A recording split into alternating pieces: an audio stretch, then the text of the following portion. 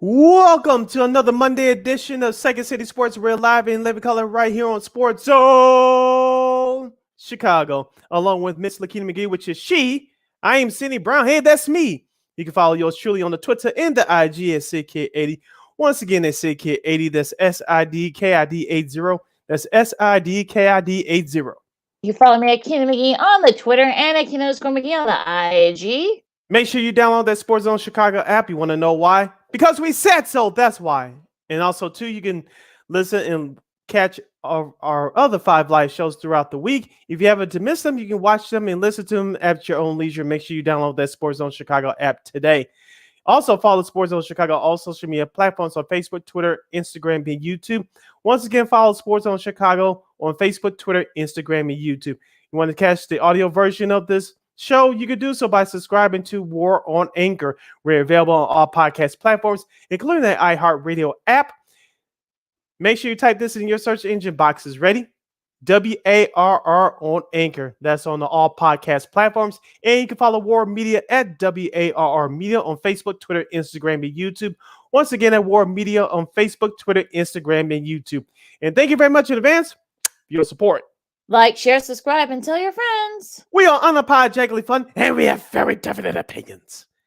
If you have an opinion or a question or comment during our 2-hour extravaganza, you can go to Sports Zone Chicago's Facebook page or Sports Zone Chicago on YouTube. Type in your questions or comments in the comments section. Lakeena will get them up on the screen for you. But if you decide to troll and or do something stupid or cause any problems, I've given Lakeena the full boat to give you the bill and beer boot. Bye-bye. I love when you say that. Speaking of giving the opponents the boot, let's kick off this Monday edition of Second City Sports Lakeena by discussing the Chicago Bulls. They got kicked, you know what, again, this time by the Miami Heat, losing the season series 4-0. The Miami Heat got the best of the Chicago Bulls last Saturday night at the United Center by the score of 127-109. DeMar DeRozan had a terrible night shooting, only 6 of 18. He scored literally half of his points from the free throw line, going 13-13. Zach LaVine had a game-high 33 points, including 11 of 21 shooting. Ayo Dosunmu, who's still the starting point guard for the moment, had 11 points and 4 assists. Alex Caruso, who's dealing with a bad back, had no points, 4 assists, 3 rebounds, and only 22 minutes of action. Nikolai Vucevic had 12 points, 10 rebounds, but struggled shooting all night, including 0 for 3 from three-point range. Patrick Williams, still looking at his minutes increasing. He played 30 minutes on Saturday, scoring 12 points and grabbing 6 rebounds.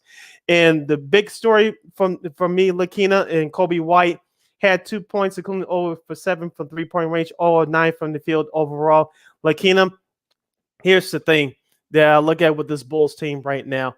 You can't beat anybody in the top 3 seeded in the Eastern Conference. They are now currently 0-17 against the top 3 teams in the East. Lakeena, listening to what Stacey King had to say toward the end of that telecast on Saturday, the Miami Heat wasn't doing anything dramatic or anything out of the ordinary.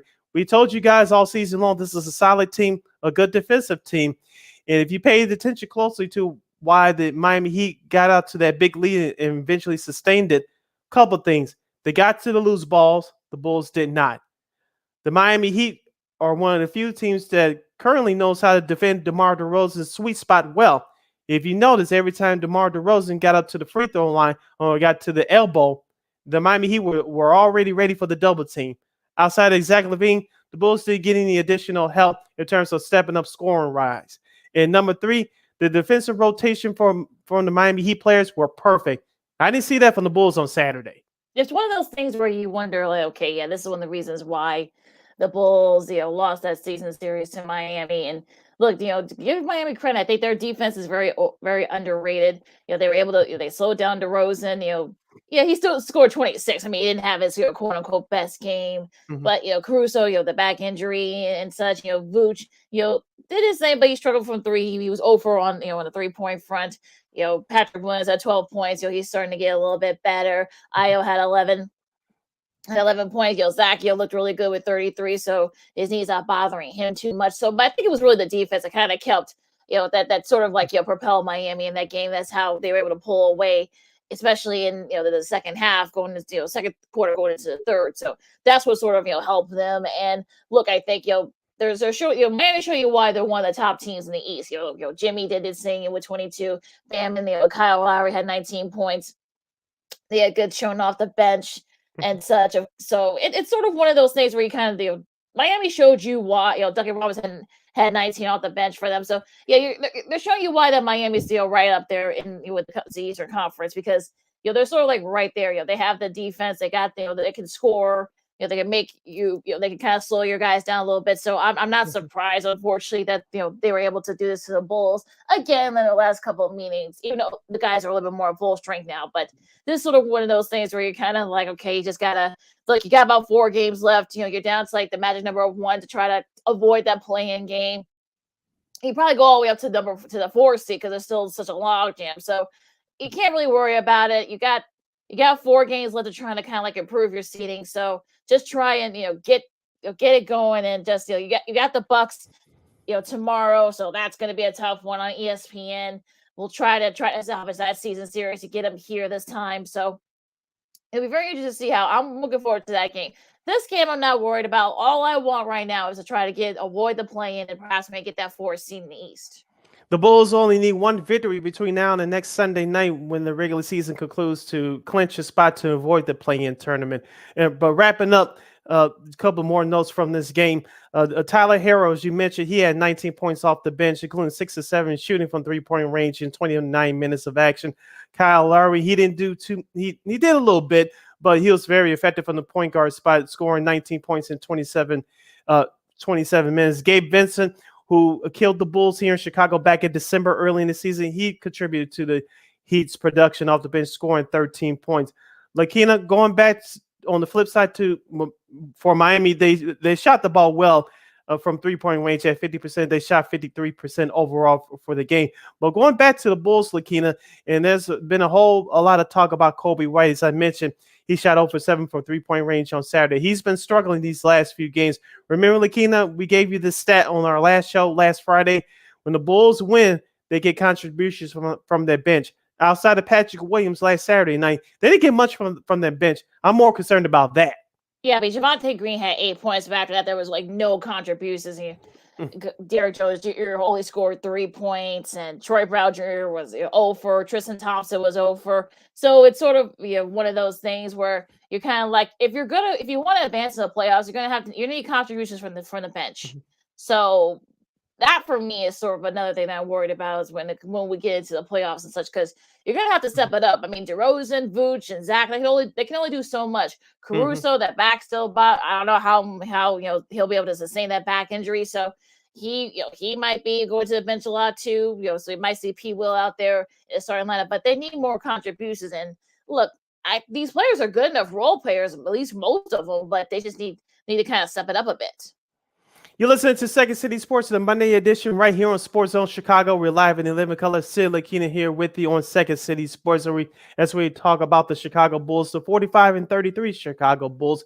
Their magic number is 1 to clinch a spot in the top 6 position of the NBA Playoffs Eastern Conference to avoid the play-in tournament. Lakeena, here's the thing about that Bulls bench, and Stacey King. I found it interesting. Most of you probably turned away last Saturday as that game was winding down. And I found it interesting what he said when I'm about to repeat to you. I don't know if you caught it. He was talking about Derrick Jones Jr., one of the players that came up big early in the season when COVID hit the team and some of the injuries were starting to creep up on this team. He said that Derrick Jones Jr. needed more playing time, and he didn't understand why Billy Donovan didn't play him on Saturday. Do you agree with that assessment? I mean, we don't know. Is it because of lack of production? Is he hurt? I mean, we just don't know at this point. So I don't want to speculate. I don't want to get more into this because we gotta get the rest of the NBA going before we go to break. But it's sort of one of those things where, like I said, you need contributions from everybody on the bench.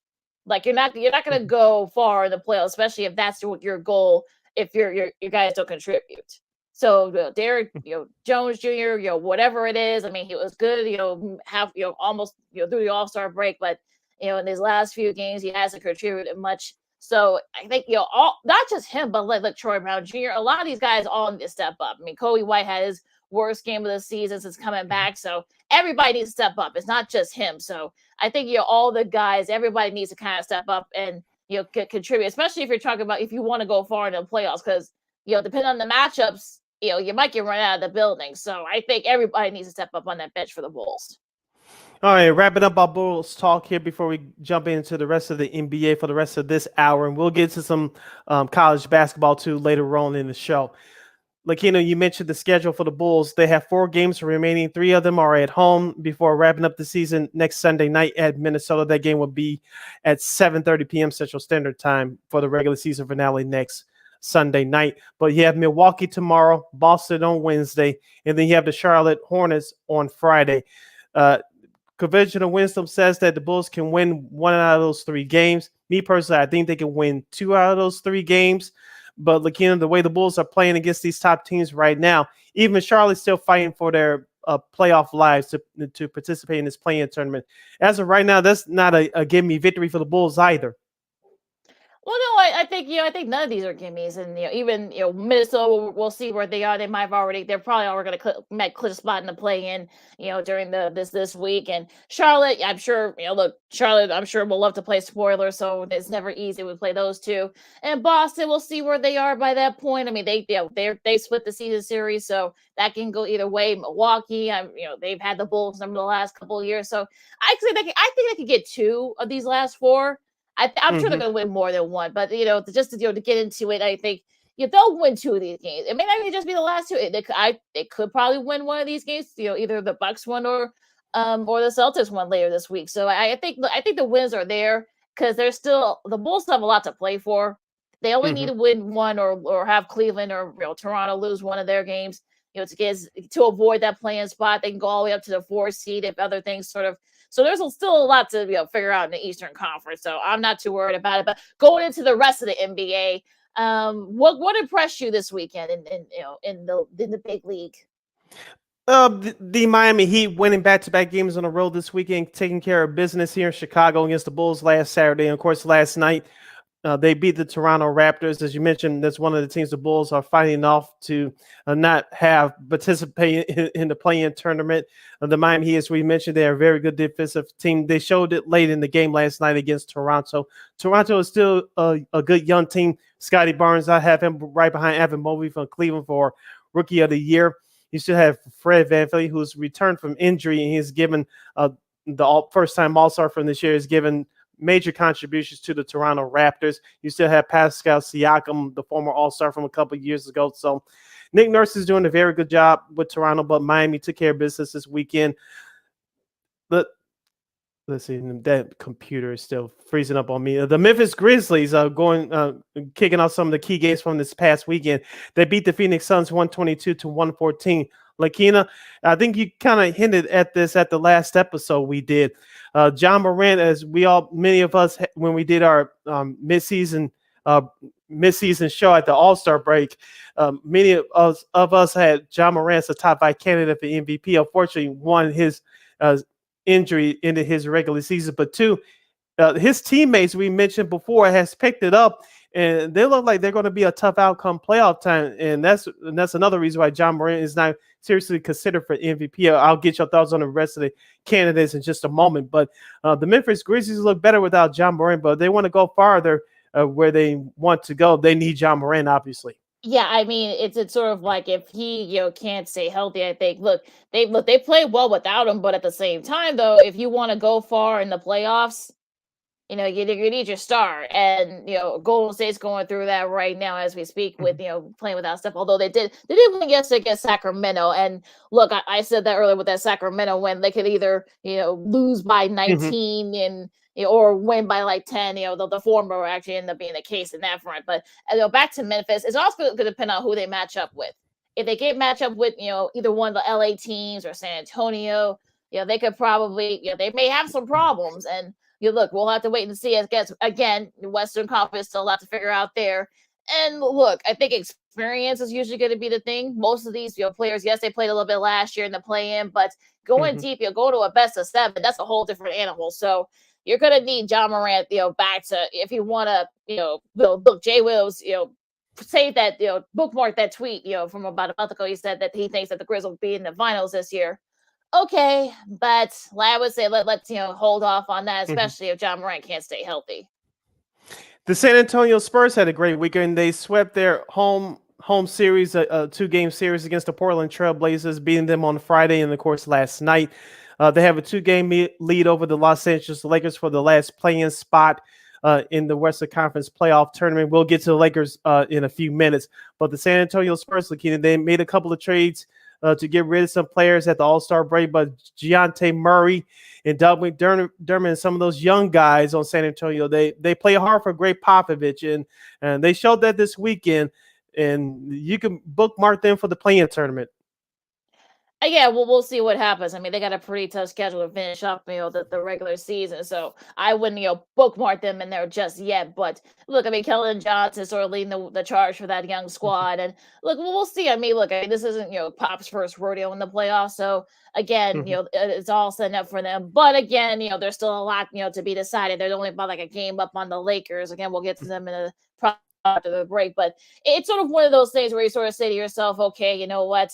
You're kind of trying to jockey for positioning, all that. So it's they beat Portland yesterday, and look, Portland doesn't have much to play for at this point, so it really doesn't they basically do what they're supposed to do. So it's really for me, I think this whole thing isn't no surprising here. Like, look, there you did what you're supposed to do.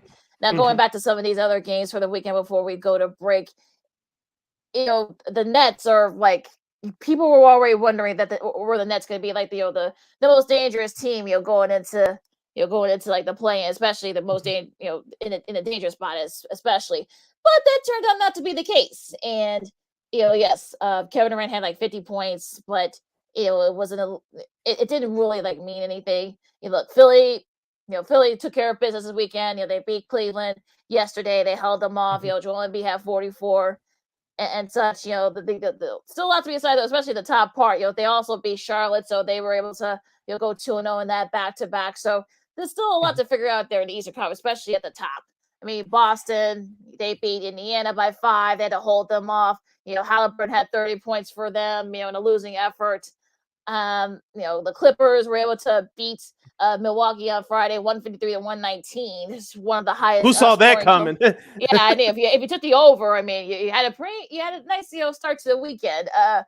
Colin Covington had a career high 43 points. Robert Covington for the Clippers, so they're doing what they can to try to hang on to that play-in. San Antonio, of course, they beat Portland back to back. So there's still, like I said, there's still like so many things to be decided here. We got a whole week. We only got like a week left in the regular season, so it's going to get very interesting to see, like, okay, who's going to show up, who's going to want it more, get into the playoffs, get into the play-in. There's still a lot to figure out in both the East and the West.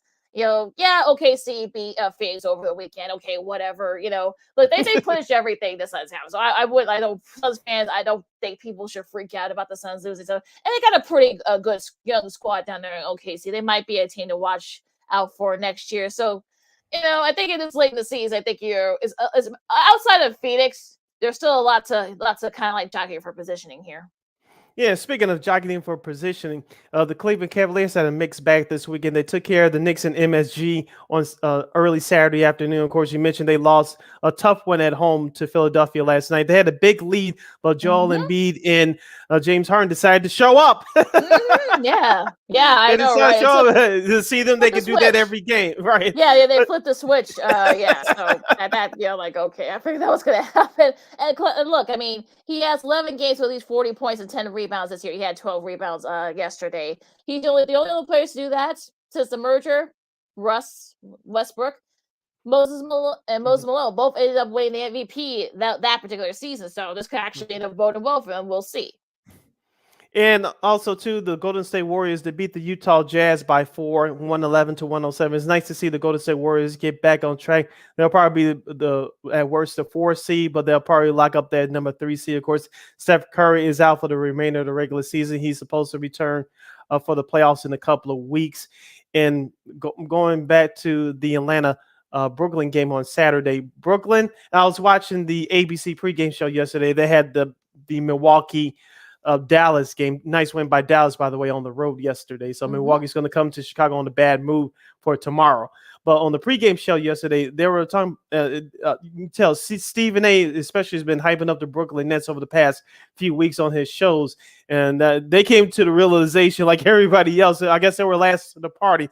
Well, Brooklyn's going to make the playoff. Well, Brooklyn's going to be dangerous in the playoffs. Other than that, they finally turned coat yesterday. Say, well, I don't know if they could do it because they can't play defensive. Blah blah blah blah blah. I said, okay. They finally admitted to what we've been watching over the last few weeks. Yeah, I mean, I don't think anybody should be surprised about what happened yesterday in that Atlanta game. But yeah, I mean, you know what? The Atlanta game on Saturday, but despite, of course, like I said, despite 55 from KD, but yeah, I mean, look, they can't play defense. Ben Simmons, he may not even play at all this year. So now there's rumors about that coming out of Shocking. Brooklyn. Right? So it's like you know what? Yeah, they're going to be in the play-in. That's where they're going to end up being. We'll see where they are after who they end up playing against. Once everything's up, but they got no contributions. Contributions, I should say. I mean, look, Harden was out, so that he wasn't really a fact. He wasn't a factor at all. Kyrie had 31, but that was it.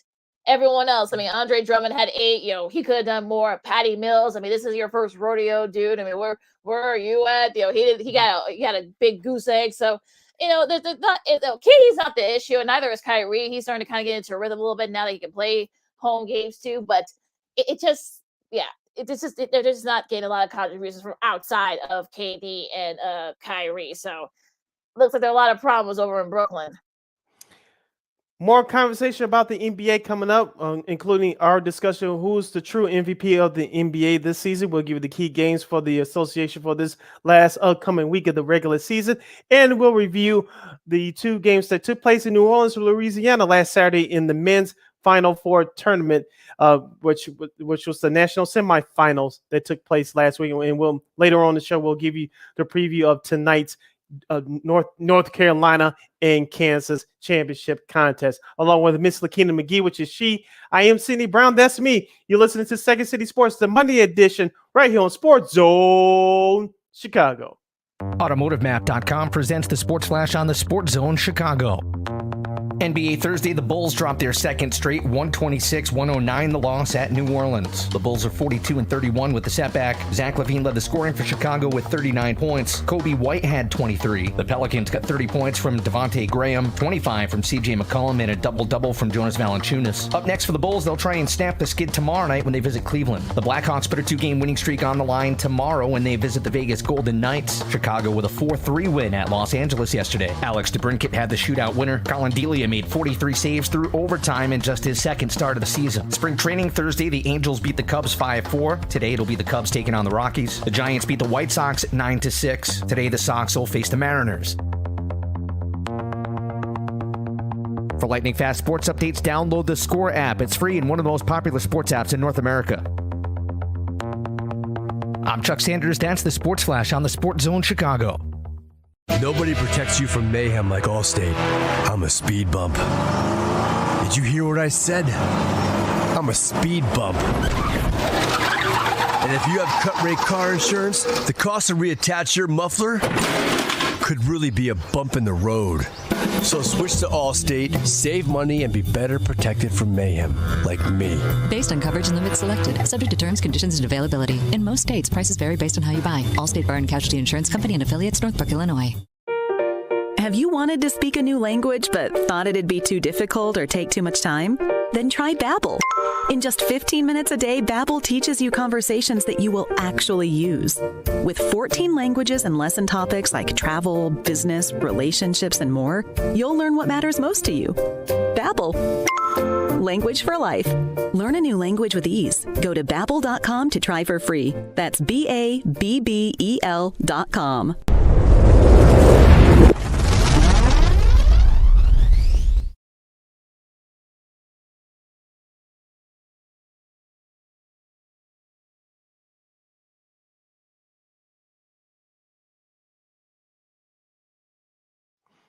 Welcome back to Second City Sports, the live and live in color on the Monday edition, right here on Sports Zone Chicago. Sid Lakeena here with you as we continue our discussion with the NBA abroad, and we'll get to college basketball coming up later on in this half hour. Lakeena, let's bring up the Los Angeles Lakers. They're currently on a 6-game losing streak. They post a record of 31-47.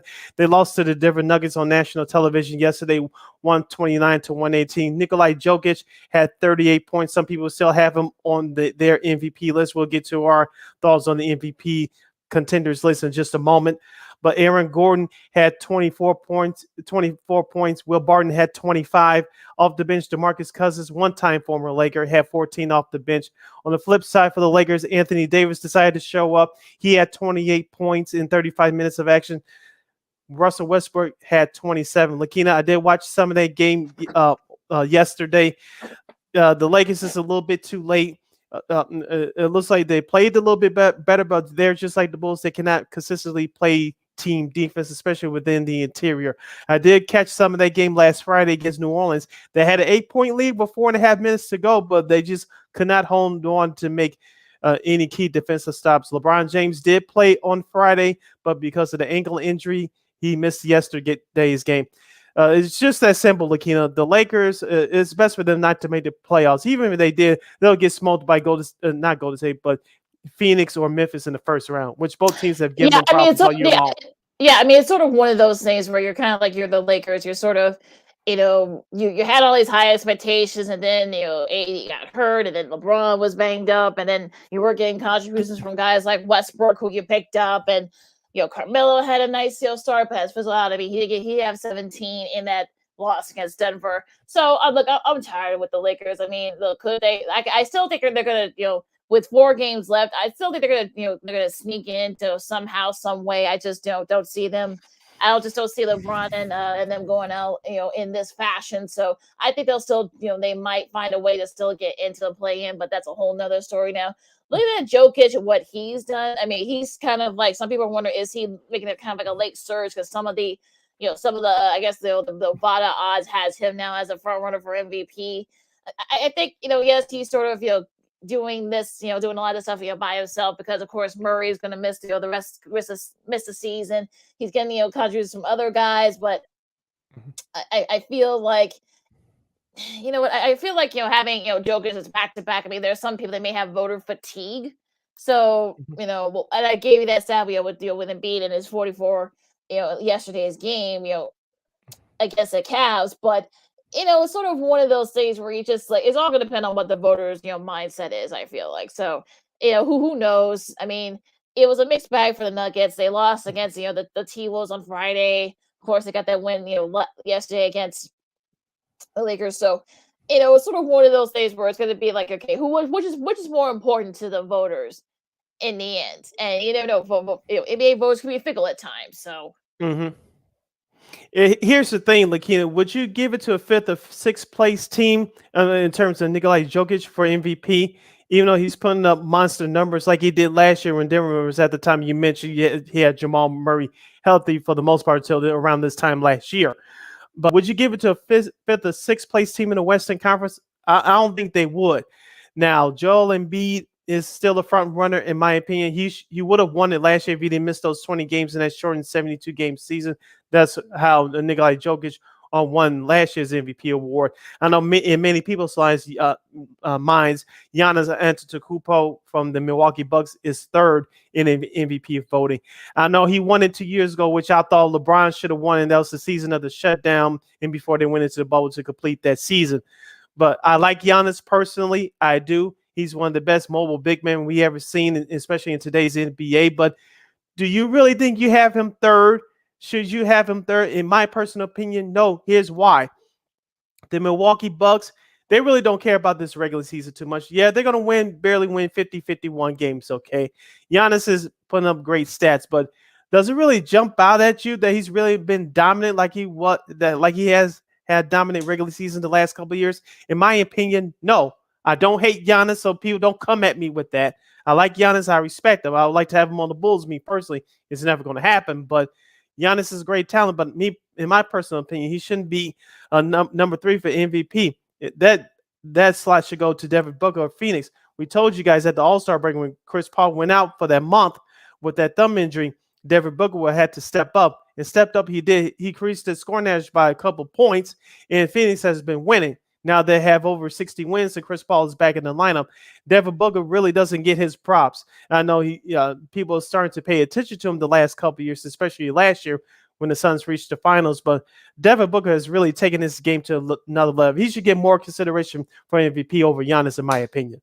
It's one of those things where it might be, like the fact that he plays in Phoenix. That's probably a big reason.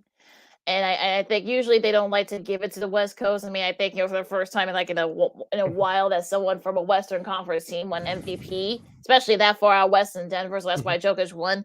But the same token, though, I feel like it's all about. For me, I feel like sometimes it's about personal preference, and I think that's wrong. If you're going to vote by the numbers, vote by what the contributions to the team. That's why apparently I guess Jokic is doing his big search because.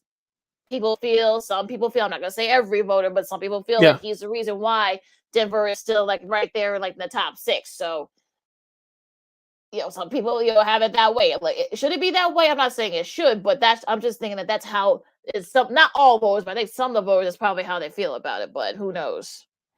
Yeah, so it should be interesting how the voting goes around this time next week at the end of the regular season, of course. The awards will be given out once the whole shebang is over with the NBA Finals coming up in June.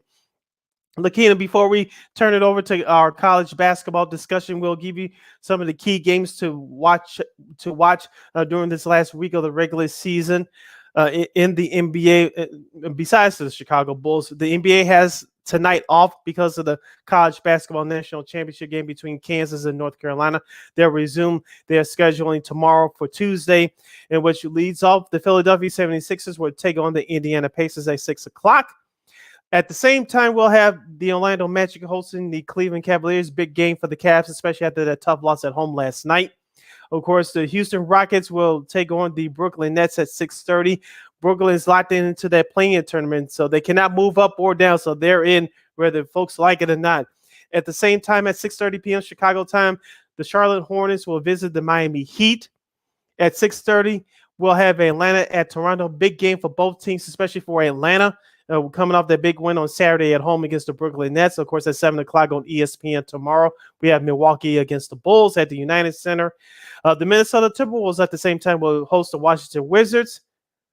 At 8 o'clock, we'll have San Antonio at Denver. Big game for both teams. Bigger for San Antonio. They're trying to lock down that last spot in the play-in tournament in the Western Conference. Wrapping up the Tuesday night schedule, we have Memphis at Utah at 8 o'clock. At 9 o'clock, at 9:30 on NBA TV, we'll have the Los Angeles Lakers at the Phoenix Suns. Will LeBron James play in that one? We shall see. But the Phoenix, like you mentioned, they have everything wrapped up. But obviously it's a bigger game for the Lakers. It'll be interesting to see where Phoenix mindset is. Now that they've clinched everything, will Monty Williams rest his guys, some of his guys at least. So that's going to be another thing that's something to watch out for on NBA TV tomorrow. Tuesday, hump day. For Wednesday's NBA games, you got Dallas and Detroit at 6. You got Brooklyn and the Knicks. 6:30. That's the first game of the ESPN Wednesday night doubleheader. I'm sure they wish that they could have flexed out of that one, but that's a whole nother thing.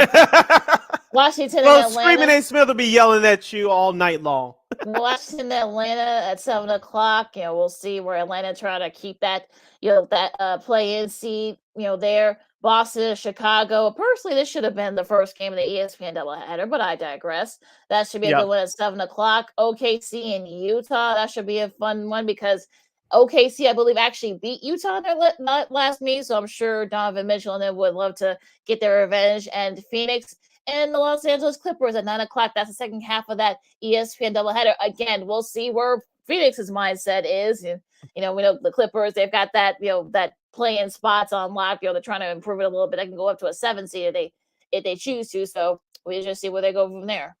Yeah, for the Clippers, Paul George is back. As we saw last week here in Chicago, he's playing very good right now. And for Utah, they've been struggling over the last few weeks, so they need to get it together and improve their seeding over this last week of remaining in the regular season. Let's wrap it up by going over the Thursday night schedule. The Orlando Magic will take on the Charlotte Hornets at the Hive at 6 o'clock Chicago time. At 6:30, a big game here. This should have been the first game on TNT, but we digress. It's the Philadelphia 76ers at the Toronto Raptors at 6:30. Now, the first game of that TNT Thursday doubleheader, the last one of the regular season, we'll see the Boston Celtics at the Milwaukee Bucks. Of course, both those teams will be Chicago fatigued by that time. At 7 o'clock, the San Antonio Spurs will take on the Minnesota Timberwolves. At 8 o'clock, we have the Memphis Grizzlies traveling to Denver to take on the Nuggets. And the last game of that TNT doubleheader for Thursday for the last time in the regular season, the Lakers at the Warriors. Remember, no Steph Curry for that one. Yeah, that should be interesting. We'll see how the Lakers, mindset is. They'll be off for first. They've got after the Phoenix game, they get a couple of days off before that game. So we'll see where they go from there. And also to Memphis and Denver. I know Denver, they could end up playing each other in the first round. So we'll see what happens in there. But this should be a fun one, and that is your schedule for this. Well, part of the last week in the NBA. So we'll talk about the weekend games in a little bit. You listen to Second City Sports on Sports Zone Chicago, along with Sydney Brown on Lakeena and McGee, and we're gonna go to New Orleans, for the Blue Bloods and the Bayou. Of course, Kansas and North Carolina. We fly for the national championship game. Remember, folks, this year it's on TBS, not CBS. So remember that, folks.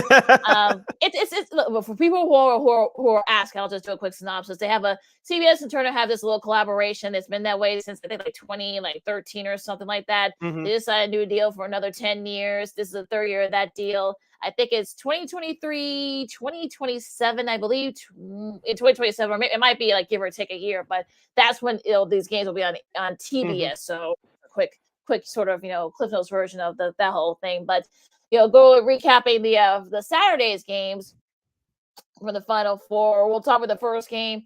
Kansas pulled away from Villanova, and it's sort of one of those things where they probably should have handled Villanova a little more. I think they took their foot off the gas. I think Kansas did initially, but they did pull away late, and it actually turned out to be I know the score, 81-65. I know that's not, that's not the score that it looked a little more dominant than that. I mean, like I said, Justin Moore from Villanova didn't play, unfortunately. So the onus was on a lot of their starters, and they did what they could. Connor Gillespie in his last game, had a couple of shots, and also Jermaine Samuels, he hit a couple of 3-pointers as well. Had a 3-pointer that kind of cut the lead to 6, but just too much Kansas and then all that depth. Obaji had 21 points. They also David McCormick. He's the big guy. He's sort of like that because he's a big guy for kids on the inside. You shoot from the outside as well. He led the way with 25, and Kansas just looked really good in that game on Saturday against Villanova. Yeah, Kansas' biggest lead was 19. As you mentioned, Lakeena, they took their foot off the gas in the second half. We talked about this on Friday with, I guess, Larry Howley from WGN TV in Chicago, that Villanova's injuries will come back to bite them in the you-know-what, and that's exactly what happened. Give Jay Wright credit. His kids fought hard to the end. As we expected, they made a final run, but it just wasn't enough. Kansas led by 11 at halftime. But as I told you, that the Kansas shooting was going to be the key. They shot 54% from 3-point range, and from two they shot 53% overall from the game. That was key for Kansas. In the rebound department, they out rebounded Jay Wright's crew by 6, 35-29. In the assist department, it was a 6-point edge, 18-12. Lakeena, as we said, it was going to be a fight to the end finish. Villanova, they got off to a bad start, especially shooting-wise. That's why they trailed big at halftime. But Kansas was too much for them. And we also talked about the lack of rotation for Villanova, and it definitely showed, unfortunately, on Saturday. It did, and I think they just ran out of gas. I feel like once it got to 6, but like I said, Kansas were able to kind of kick it up a notch, and to show that depth, and just eventually it wore Villanova out. So I think that was one of the sort of the keys in that game. Now going into the second game, which was the game of the night, and it lived up to the billing. North Carolina beat Duke again. Again spoiling Coach K. In this case, it ended up being Coach K's last game. Alfonso. 81-71 in that game. Armando Bacot Jr. had 11 points. He got a little banged up with that ankle injury, but he said you're gonna have to cut off my leg if you want me to not play tonight. And Kansas fans, I'm sure, are probably will have their own, votes, but we won't get into that. Caleb Love led the way for North Carolina, I should say, with 28 points, 18 points from RJ Davis. Brady Mox, kicked in with 14. In a losing effort there, Paulo Pachero had 20 points leading the way for Duke. And they got some contributions off the bench. Trevor Keels had 19. But it was missed free throws, as we heard some people say on Twitter. A couple of missed free throws by Mark Williams, especially that would have cut that lead. It actually would have tied it and would have, forced North Carolina to perhaps maybe go for the last shot. But that ended up not being the case. And I guess, Coach K kind of goes out with a whimper. Yeah, you mentioned Armando Babcock. I saw the injury with his ankle. It was unfortunate, but he did come back and to finish the game strong for the Carolina Tar Heels. Excuse me. But outside of him and Manic, they lack depth as far as a big man. Hubert Davis, I know that Bill Rafter and Grant Hill talked about it a lot during that time on the telecast, that North Carolina would have to play small, and that's what they did for a little bit before Babcock entered the game. Because remember, Duke was starting to score inside and draw fouls when Babcock went out. But once Babcock came in, they tried to do the same thing again to no avail. And Duke actually struggled shooting from the 3-point range, 5 for 22 overall for 22%. And that was another storyline right there. We told you guys on Friday that it was going to come down to guard play and shooting, and that's exactly what happened. Now, the free throws, Carolina, they had their struggles, especially late a little bit, but it didn't come back to bite them in the butt. They were 17 of 24 from the foul line for 70%, while Duke shot 60%, 12 of 20. And I said, when like you said, Duke missed those couple of free throws late, I said, if it comes down to the final couple possessions, those missed free throws will come back to bite them. That's exactly what happened. It did, and it's sort of one of those things where you sort of like, you kind of like, okay, is this, people were already making their conspiracy theories as to why, is this how Coach K, I'm sure he didn't want to go out like that, his guys missing free throws, but it's just, it's just unfortunate that was sort of the thing that, that killed Duke. And it's sort of like, it's just one of those things where it was sort of like what happened there. And I just think that Coach K was very gracious after the game, and he was, very, he gave North Carolina all the credit. I know North Carolina fans, I got a couple of friends who are North Carolina fans. I'm sure they're going to be bragging until, the cows come home, forever, that they've essentially ended, this is, their guys ended Coach K's career. But look, you gotta give North Carolina credit. I mean, they're playing with house money. No one really expected them to get, yes, they're North Carolina, but nobody thought that they would get this far. So I think folks need to kind of just, give Hubert Davis some credit. And like I said, they're playing with house money as we get into this, tonight's national championship game. I mean, this will be a rematch, all the way back to 1957. And then, of course, North Carolina beat Kansas in that game. But, none of those guys, none of those folks were born yet. So it's not even worth mentioning.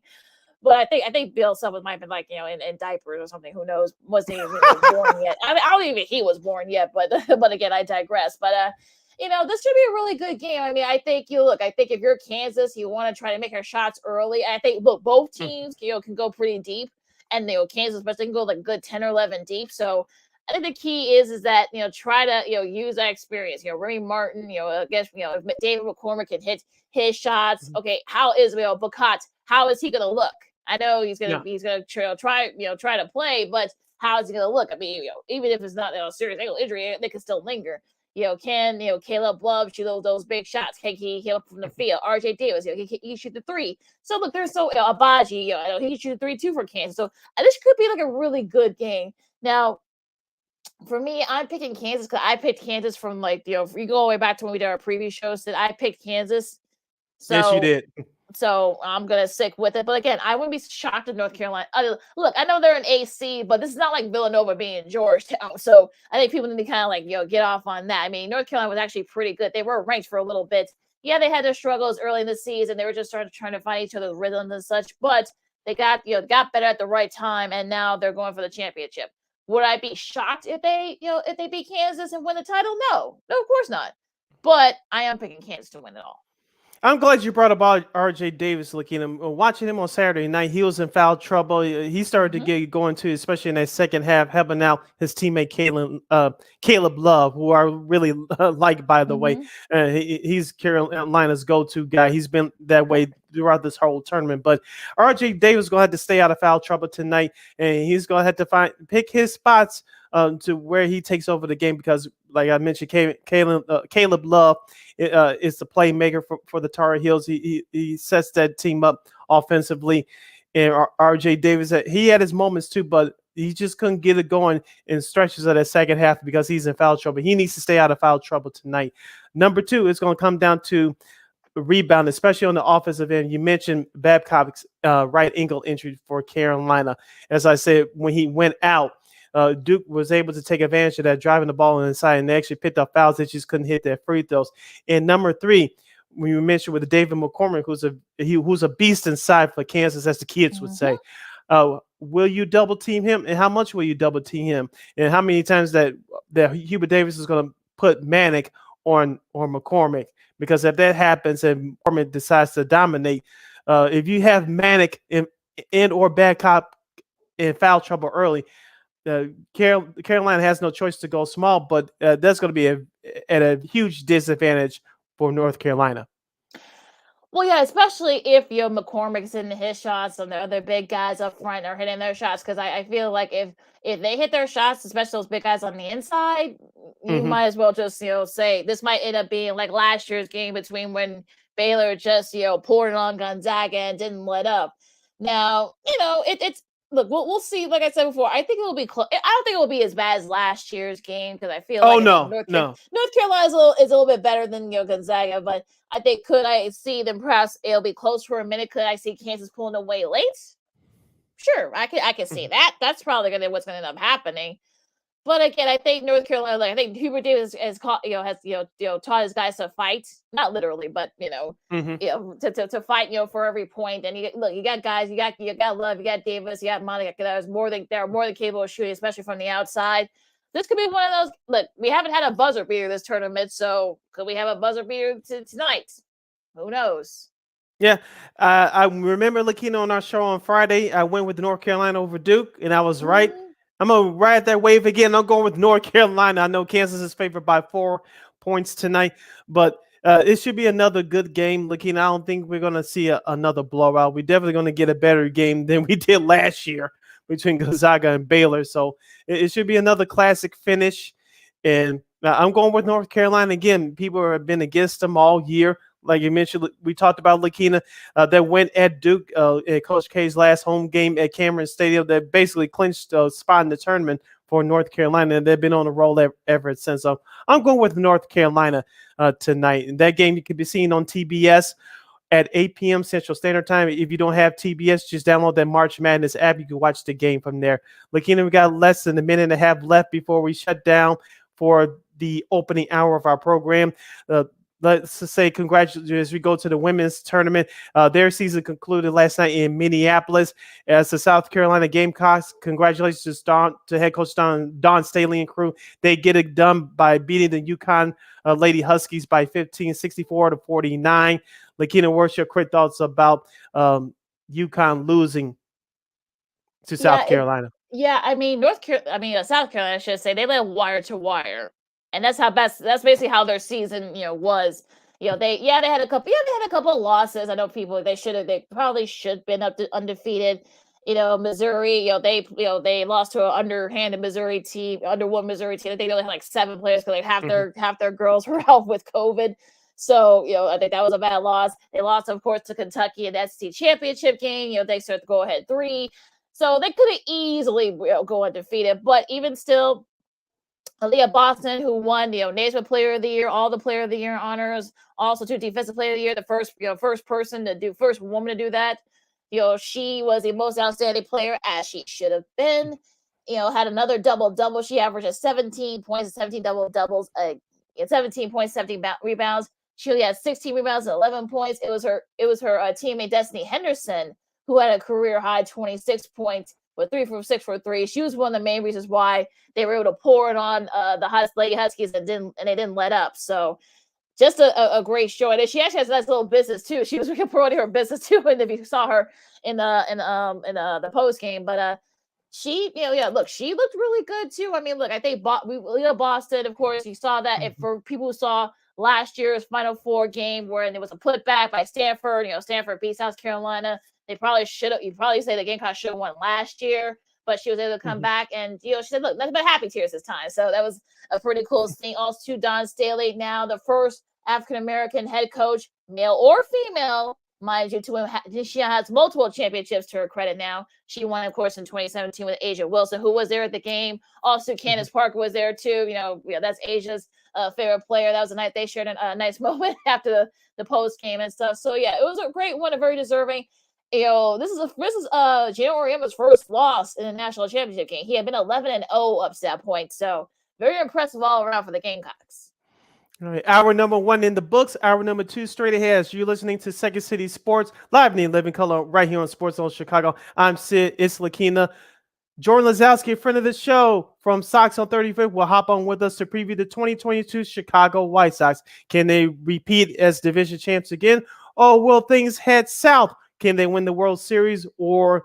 We'll figure it out all together in a whole lot more. Injuries too. Injuries too, because they also have a big injury this weekend, and also too, I'm sure Jordan will have a lot to say about that. We'll also have we didn't address the Bruce Arians changing, going forces with Todd Bowles, now the head coach with the Bucks. We'll talk about that too. Also, to the Blackhawks have found the new play-by-play guy on the TV side. So a lot to do still and talk about. So, Second City Sports Zone Chicago, Sid and Lakeena. We'll be right back. AutomotiveMap.com presents the Sports Flash on the Sports Zone Chicago.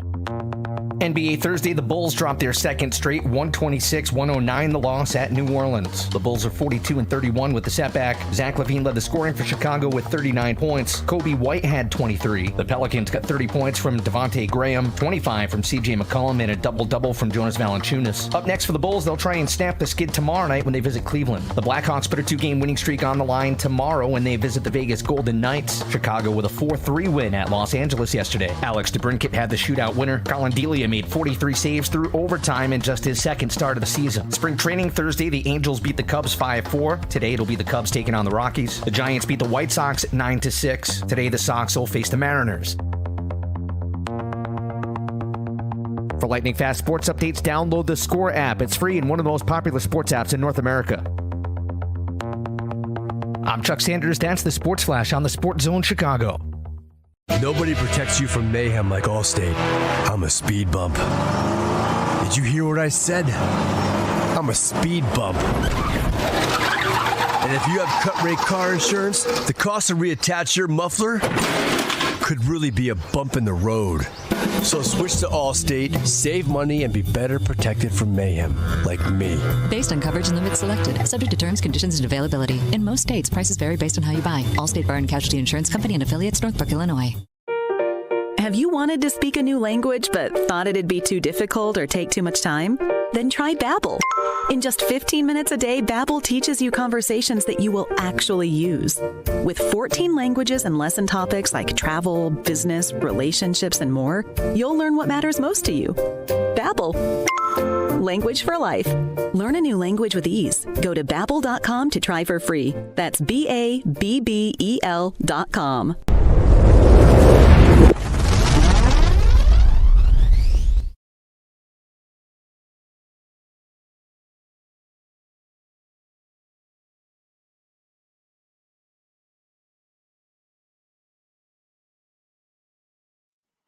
Welcome back to hour number 2 of Second City Sports. We're live in a living color on the Monday edition right here on Sports Zone Chicago, along with Lakeena McGee, which is she. I am Cindy Brown. That's me. You can follow yours truly on the Twitter and the IG at CK80. Once again, that's CK80. That's SIDKID80. That's SIDKID80. You follow me at Lakeena McGee on the Twitter and Lakeena_McGee on the IG. If you have a question or comment for our next guest, you can go to Sports Zone Chicago's Facebook page or Sports Zone Chicago on YouTube, type in your questions or comments in the comment section. Lakeena will get them up on the screen for you as we kick off hour number 2 of this fabulous program by previewing the 2022 Chicago White Sox, the defending American League Central Division champions. To help us do so is our good friend from the show from Sox on 35th. You can go to soxon35th.com to catch all their great articles, and they are partnering up with the Sox in the Basement podcast with our good buddy Chris Lanuti, who's also another great friend of the show. Let's bring in our guest, good friend of this show, Mr. Jordan Lazowski. Jordan, how are you today? Hey! Good. Thanks for having me back. Good to be back. Good to see you both. Thank you. No problem. No problem. Before I get to my first question, how did you handle the lockout, Jordan? Because I know it was tough on all of us baseball fans and Sox fans for sure.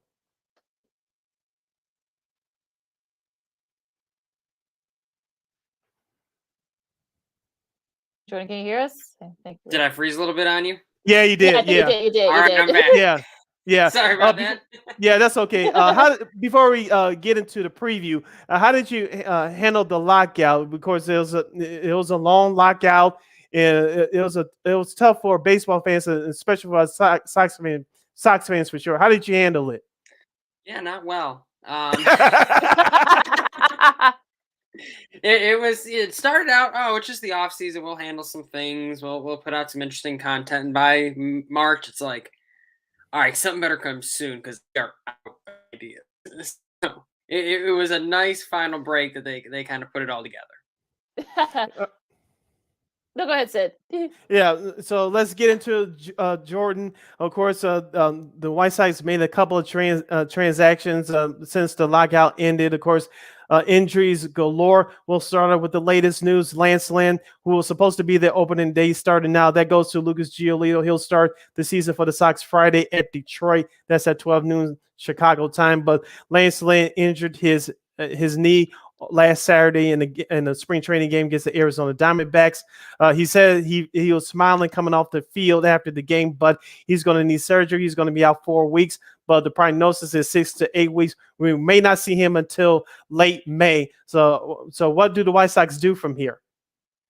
Yeah, it's going to be a combination of, first of all, they're going to have to handle it in-house. So there's going to be very little that they can do before the end of this week, truthfully, to have somebody ramped up and ready to go from an external resource. From there, maybe you can find a guy on the trade market, find a guy who signed and, kind of ramp them up slowly. But honestly, you're going to see a lot of Vince Velasquez, Ronaldo Lopez, and Dallas Keuchel is going to need to bounce back. Like, you're going to have these guys internally step up first and kind of shoulder the load until they can find someone who's ready to take on those sort of innings. I know you've been a big Michael Conforto fan. AJ Pollock, they got the trade over AJ Pollock to the Dodgers and such. Saying Kimbo back to the Dodgers. So what do you think about that move? I thought that was a great move. I think that solved there's two problems with one. The first thing was Craig Kimbrel wasn't the best fit for this team at this time. It is what it is. It happens. He has a better fit with the Dodgers. And at the same time, the White Sox solve a really big hole for them and do it in a short-term way. Pollock is here for guaranteed 1 year, potentially 2 years. And between the two of those things, you have a situation where if Oscar Colas or Yoelqui Cespedes really becomes that next break fielder, they have a couple of years to develop and then nobody blocking them for that position. So I thought it was a great short-term move that helps the Sox in this current contention window. Absolutely. Another transaction that took place over the weekend was that backup catcher Reese McGuire was acquired from the Toronto Blue Jays in exchange for Zach Collins. Of course, Sebi Zabala came up big last year offensively, but defensively just wasn't there. Zach Collins, the same thing. He was their number 1 draft pick from a few years ago. The Sox gave him a boatload of opportunity. He just couldn't take advantage. I think it's a good move personally for the Sox in the short term. What do you think about this move? Oh, yeah, absolutely. I think your backup catcher is supposed to be your defensive player.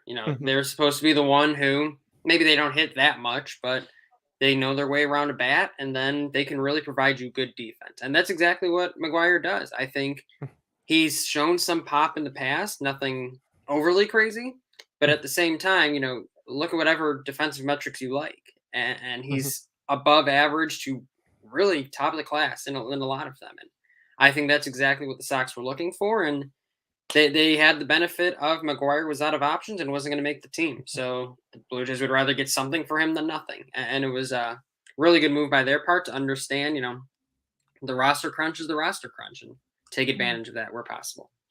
What do you think about the Joe Kelly signing? Because I think he won't be able to play. So I think for about a month, if I'm not mistaken. So, but he does answer some of those issues that the Sox have at the bullpen. So what do you think about that trade? I mean, that transaction, I should say.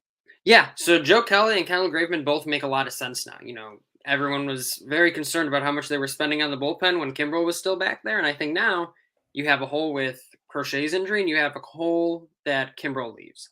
So Joe Kelly is a great postseason pitcher. At the same time, he gives some of that experience they might have been lacking last year, and at the same time, he's just a really good pitcher. He might be out for the first couple weeks here, but at the same time, that's just the reinforcements that'll be helpful to this team as they go on through the season. I think that's the sort of low-risk signing you're kind of looking for with these sorts of guys.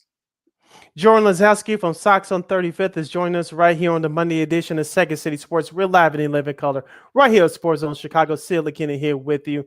Jordan, now since right field is solidified by AJ Pollock, he's going to be their main starter at least the majority of the time. Of course, depending on the matchups, we'll probably see Gavin Sheets, Adam Engel, or the combination of the two out there on certain days in terms of the matchups. In terms of the permanent DH, I assume that Andrew Vaughn, who got nicked up in spring training about a week or so ago, him and Gavin Sheets will be sharing the duties at DH, correct? We assume? Yep, I think that's exactly the position that's best for them too.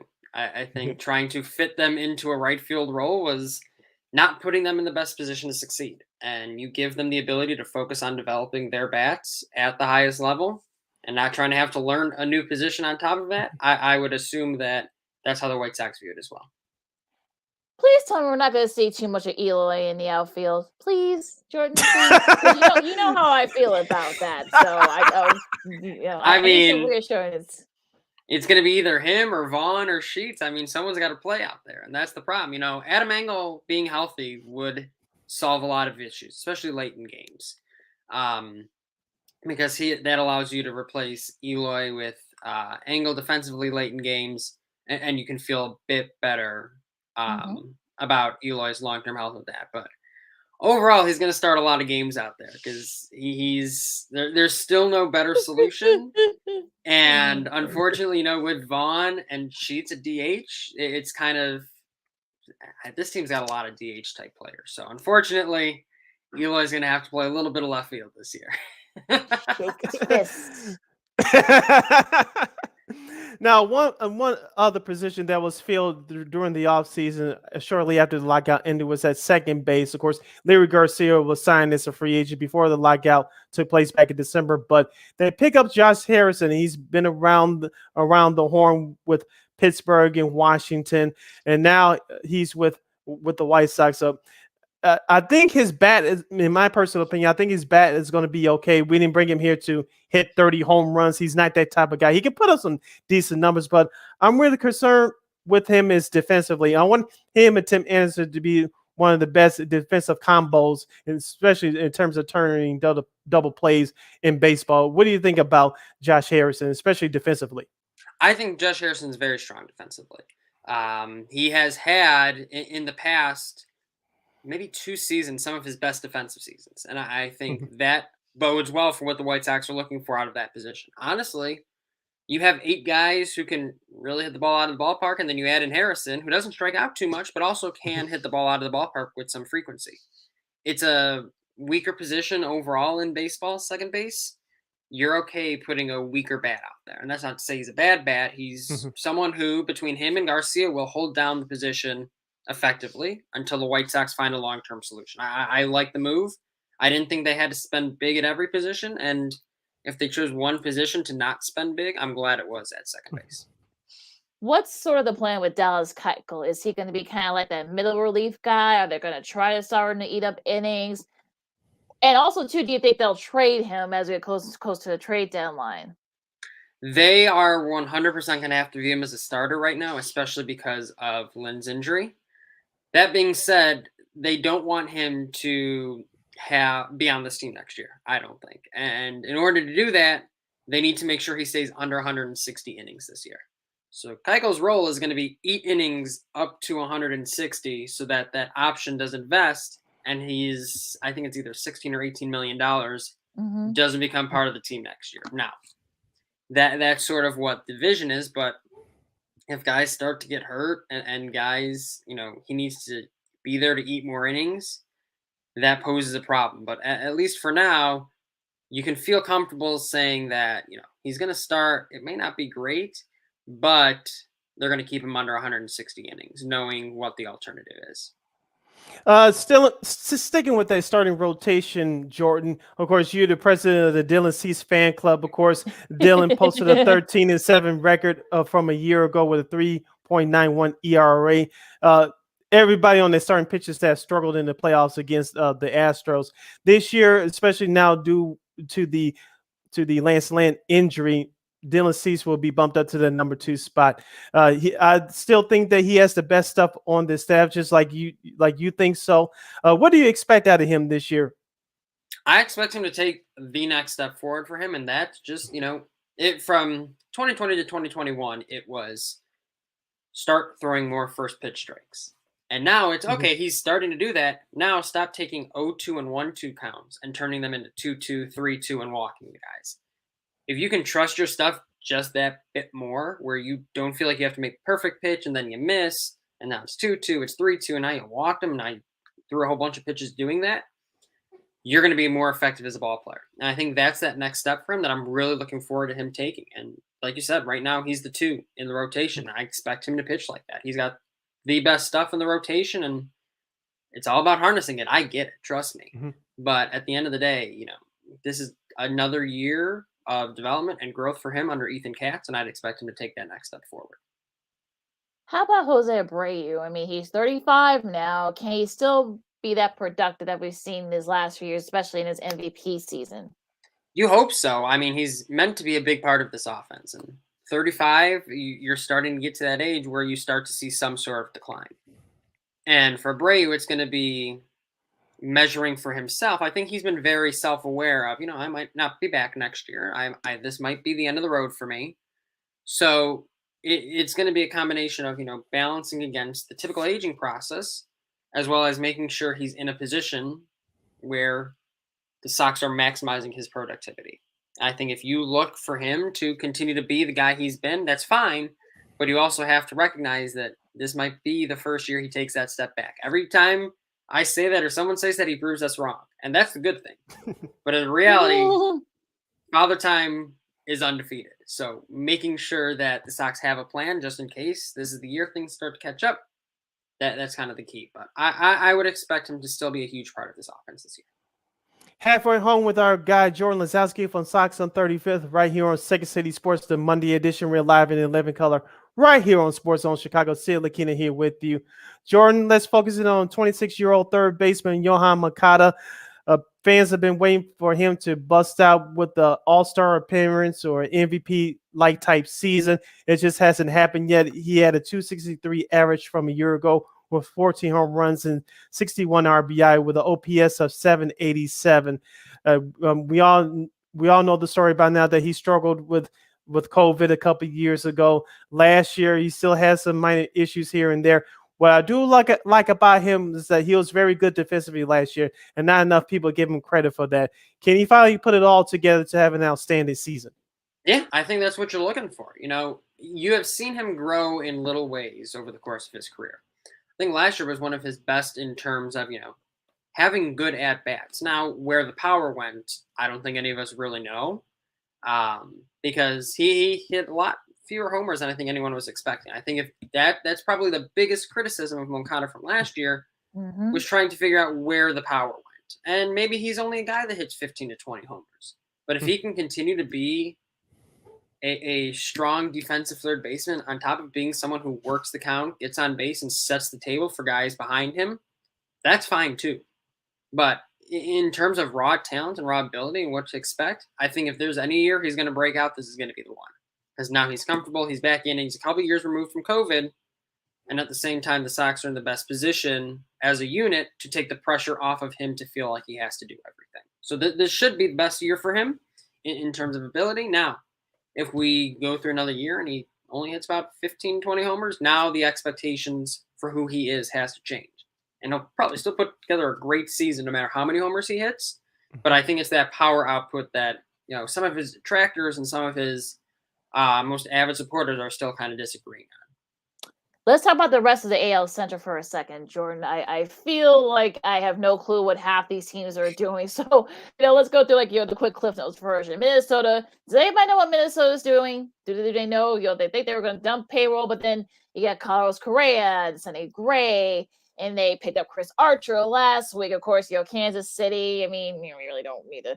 Salvador Perez is still pretty good at his age, so we won't go into too much into that. Detroit, some people say that could they perhaps maybe make a move this year? Well, for the wild card, maybe not for the division. They got Javi Baez, Eduardo Rodriguez, and such, and of course now the Cleveland Guardians. That's going to take some getting used to. Right. You got Nuke Millet, to add some depth in the catcher spot, and Jake Jewell, to rush up, to shore up that bullpen. So, what do you think about the rest of the division? Yeah, so I think the two most immediate competitors, I guess, in terms of the AL Central are going to be the Tigers most or soonest, I guess, because their time's coming. They're going to be a good team this year. They won't be that great, but they're a year, maybe two max. I would expect them to be super competitive in the AL Central starting next season. The Twins are a little bit more of a mystery. I think they made some good moves in terms of being ready to compete sooner rather than later. At the same time, Correa could turn around, opt out after this year, and decide not to come back because someone else gives him a long-term deal that he's looking for.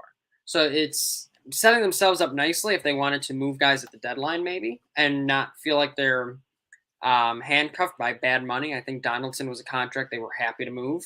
Mm-hmm. But at the same time, if Correa opts in, Sonny Gray sticks around, I think that's still a good ball club. They still have a lot of work to do, and they got some good young talent coming in the next couple of years. But I think the biggest team to worry about for the White Sox in the coming future is going to be the Tigers. Okay. Following up with that, Jordan, where do you see the White Sox stacking up against the rest of the American League? Of course, Texas made some big money moves in the offseason. Now they're going to, I believe, year 2 of their new ballpark. This year 3, but year 2 with fans in there. Of course, Oakland stripping down payroll.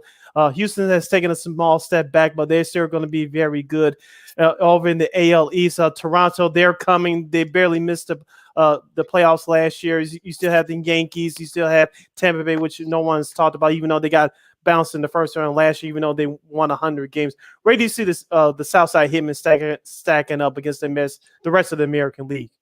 There are very few teams that you can really make an argument are better than the White Sox, top to bottom. Now, Blue Jays are one of those teams. Obviously, I think the Yankees are always going to be perennially one of those teams.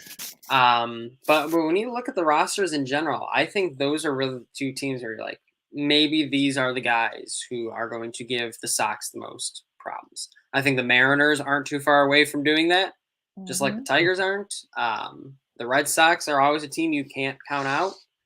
But when you look top to bottom on rosters, I think the White Sox, on paper, have one of the strongest, if not the strongest. It would be hard to make an argument that anyone is that much stronger than the White Sox in the AL. Now, you got to go out and you got to win ball games, and that's what it comes down to. That's where the difference lies. But at the same time, they're putting themselves in a good position to win a lot of ball games this year. Should be very interesting too, especially with the rest of it. Do you see any, do you see maybe, Lynn or Giolito once Lynn comes back and maybe Abreu again, maybe, Eloy or Robert, do you see any of them, perhaps competing for one of the, for AL MVP or Cy Young? Do you see any of that happening? I think between Cease, Giolito, and Lynn, and Luis Robert, and even let's just throw out a wild card and say Yohan Moncada, there are plenty of guys on this team who could garner Cy Young MVP type support. And I think when this team's clicking on all cylinders, there are a lot of all-stars, a lot of Cy Youngs on this team. And I'd hope that, I think Robert's kind of biggest pick among fans to be MVP, and I think that's a fair one because you've seen what he can do and you've seen what he can be. And I think this is an exciting team that has that sort of talent at the top. Last moment or two with our guy Jordan Lazowski from Sox on 35th right here on Sports Zone Chicago. You listening to Second City Sports, the Monday edition, live and in living color. Sid Lakeena here with you. Jordan, we had you on our podcast last year before we switched over to Sports Zone Chicago. And one of the questions we asked our panel you were a part of, which starting pitcher was going to win 20 games? I know there was, I threw out Dallas Keuchel, of course. I had egg on my face. I know you had Dylan Cease. He only had 13 wins last year. Now, this year, even though Lance Lynn will miss perhaps the first 2 months of the season, do you see a potential of a 20-game winner on the Sox staff this year? I think it could be Giolito. I think he's the guy who takes another step forward. And, I mean, you've heard and seen the stories about him adding muscle to make sure he is stronger throughout both all his starts and throughout the entire season.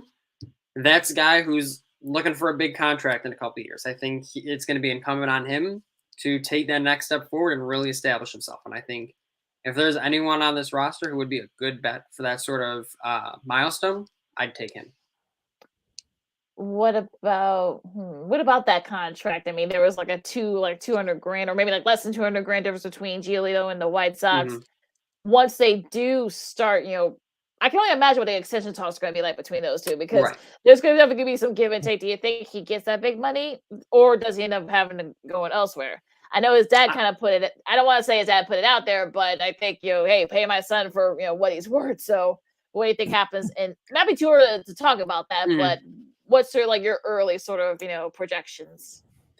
I think he gets the big money. I'm not sure it's with the White Sox. I'll be honest there. If you go look at a guy like Jose Barrios, who just signed a 7-year, $130 million extension with the Blue Jays, that's going to be what Giolito walks the table with. And the Sox have never given someone a 7-year contract. So you look at it in that sense, it's like maybe someone else will give him that money instead of the White Sox. I'd love for him to be a White Sox for life. That being said, I know how the White Sox have typically operated. I'd love for them to change course with someone like Giolito, who's more than earned that sort of Barrios type extension. I think he's a better pitcher than Barrios, certainly. So when you put that together, someone's going to pay him a lot of money. And I do hope it's the White Sox, but we'll find out. We'll cross that bridge. Fan favorite Tim Anderson, Jordan. He's the leader of the team in terms of the attitude and the swag in and out that clubhouse. Last year, he barely batted 300, but he had some big hits with 17 home runs and 61 RBI with an OPS of 0.806 rather. Do you expect those offensive numbers to slightly increase for Tim Anderson? Because defensively, I thought he got better last year. I expect that to continue. But what about his numbers offensively? At this point, it's kind of foolish to count Tim Anderson out of exceeding expectations in any format. I think every year you've heard people say, oh, he won't hit 300 again. Oh, he won't do this again. And he goes out and does it. And it's impressive what he's done for this team and for himself in general. I think he's well outplayed the contract he's currently on, and that's more power to him. I would expect him to have another Tim Anderson-like year. Hit 300, hit some balls out of the ballpark, and continue to be the leader of this team. And whatever that ends up in the numbers at the end of the day remains to be seen probably, but this is the leader of the ball club for a reason. He's a guy that Sox fans should be proud to have as the face of their franchise. Okay, what is your win total? Now, I guess some of the Bovada odds and some of the other odds, FanDuel odds, they have like a 90 to 95. What do you think? I'll say 93 or 94. I think losing Lynn hurts, don't get me wrong, but this team won 93 games last year with guys like Jimenez and Robert and Grandal all missing significant portions of time. This is a talented team. And, the pitching staff may have bailed out the offense a lot last year. And now with Lynn's injury, it's now going to be the offense's turn to bail out the pitching staff. So I still see this as a 90-plus win team. I'm saying 93, 94 wins. Okay, before we wrap it up with you, Jordan, 93, 94 wins, as you said. Where does this team end up? Will they end up in the World Series appearance? Will they bow out in the first round like they did last year? Will they finally get to at least the American League Championship Series? What say you? I think it's all going to depend on just the internal adjustments they make. Last year we saw in the playoffs, all they did was hit singles, and their starters got lit up. And I think if you can control that a lot more, your internal preparation as a team a lot better, this team could win the World Series, truthfully. That's what they've been built for. Mm-hmm. I will go on the record and say my official prediction is they lose in the World Series. I think they will lose to the Dodgers as the team that just has been there so much and has the experience, and added a guy like Freddie Freeman to just completely 1-9. That team is stacked. So that's my official prediction. I think but this team's good enough to control their own destiny, honestly. So being out there, internal preparation, scouting reports for games, hit the ball out of the ballpark, and you're going to win a lot of ball games, even in the playoffs. What names do you think? I know we're like really early because the season has started. Yes. So what, hopefully the White Sox will be right up there, competing, for the division and such. What names that are out there that White Sox fans should look for? Maybe, perhaps join the team after the trade deadline. Yeah. So, at this point, probably looking at a starting pitcher. There are guys who, like Frankie Montas of the A's, who still hasn't been traded yet. Until he's traded, that's a name to continue to keep an eye on. I don't know if the White Sox will have what it takes to acquire him, but that's a name to keep an eye on.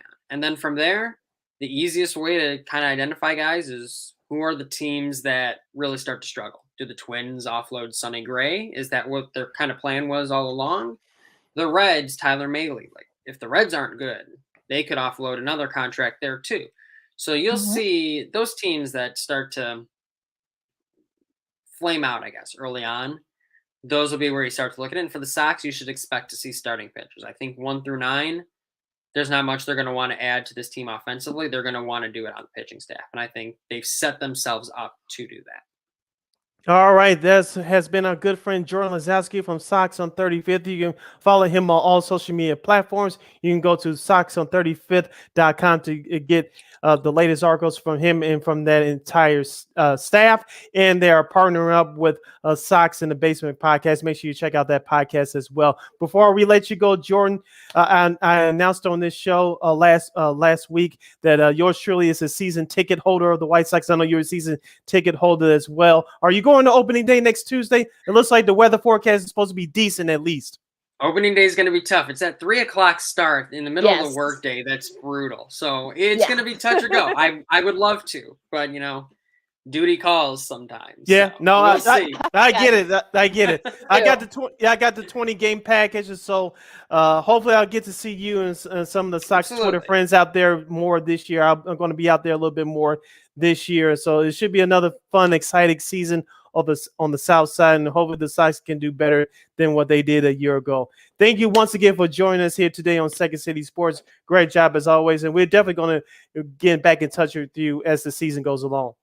Can't wait, and hopefully I'll see you guys at the ball games. Thanks for having me on as always. Always appreciate it. No problem. Thanks, Jordan. Back at you. Stay safe. Will do. Take care. All right. Once again, that was Jordan Lazowski from Sox on 35th and soxon35th.com, giving us his thoughts on the White Sox for this upcoming 2022 season. The White Sox kick off their new season this Friday at Detroit at 12:10 p.m. Central Standard Time. Lucas Giolito will get the start for the Southsiders. Lakeena, let's wrap up the show on the other side of this break. Get into the Bruce Arians situation. Todd Bowles is the new head coach of the Tampa Bay Buccaneers, and we'll give you some baseball predictions here and there as the season starts later on this week. And we have a couple of nuggets from the sports media world. Keep it right here. You're listening to Second City Sports, live in living color on the Monday edition. I'm Sid. That's Lakeena. You're listening to Sports Zone Chicago. AutomotiveMap.com presents the Sports Flash on the Sports Zone Chicago.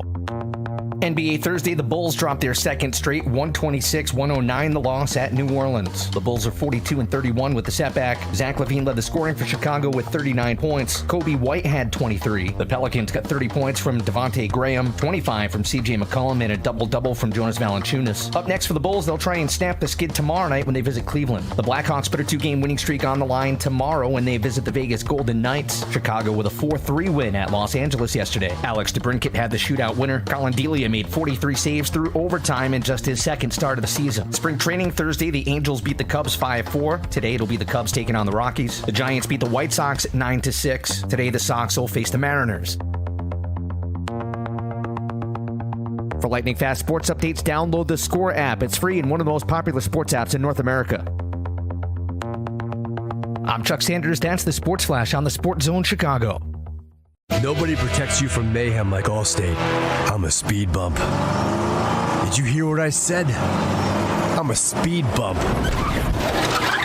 And if you have cut rate car insurance, the cost to reattach your muffler could really be a bump in the road. So switch to Allstate, save money, and be better protected from mayhem, like me. Based on coverage and limits selected, subject to terms, conditions, and availability. In most states, prices vary based on how you buy. Allstate Bar and Casualty Insurance Company and affiliates, Northbrook, Illinois. Have you wanted to speak a new language but thought it'd be too difficult or take too much time? Then try Babbel. In just 15 minutes a day, Babbel teaches you conversations that you will actually use. With 14 languages and lesson topics like travel, business, relationships, and more, you'll learn what matters most to you. Babbel. Language for life. Learn a new language with ease. Go to Babbel.com to try for free. That's BABBEL.com.